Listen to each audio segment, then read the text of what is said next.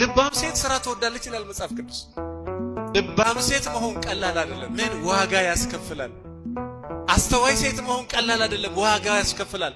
አስተዋይ ሴቶች ዋጋ ከፍለው እንቅልፋቸውን አጥተው እግዚአብሔርን ማለዳ ማለዳ ባክን ጌታ ሆይ ጥበበኛ ሴት አድርገኝ ብለው ለምነው ነው የሆኑት። ዝም ብሎ ሴት ሁሉም ሴት ነው። ልባሟን ሴት ማን ሊያገኛት ይችላል? ያቺ ራሷ ላይ የሰራች ትምህርቷ ላይ አመለካከቷ ላይ አነጋገሯ ላይ መጽሐፍ የምታነብ ሰው የሚውልበት ቦታ የምትውል ከወረኛ ከመንገደኛ ጋር ያልተባበረች ሐሳቧን ከእግዚአብሔር ጋር ያደረገ እግዚአብሔርን የምትፈራ ሰው የምትወድ ሰው የምታከብር። አዎ ለይስሐቅ የተመረጠችውን ሚስቱን ታስታውሳላችሁ? ገና ሎሌው ሲመጣ ለሱም ለግመሎቹ ለበቅሎቹ ለዛ ሁሉ ደከመኝ ሰለቸኝ ሳትል ምን አጠጣች? ውሃ። ሚስቱ መሆን አላወቀችም፣ እንትን መሆን አላወቀች፣ ምንም አላወቀችም።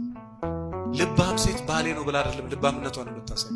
ለማንም ልባምነቷ ይታያል፣ አስተዋይነቷ ይታያል። ለማንም አስተዋይ ናታ በተፈጥሮ። አስተዋይ ወንድም አስተዋይ ለሚስቱ ብቻ ለማስተዋይ የሚሆነው ሌላውን እንደ ጠላት ሚስቱን እንደ ንግስት ሆኖ የሚያየው ሌላው ሰው አይደለም። ሌላውንም እንደ ሰው አክብር ውደድ። ነገር ግን ደግሞ ለሚስት የተለየ ሰው መሆን በራሱ ችግር የለም።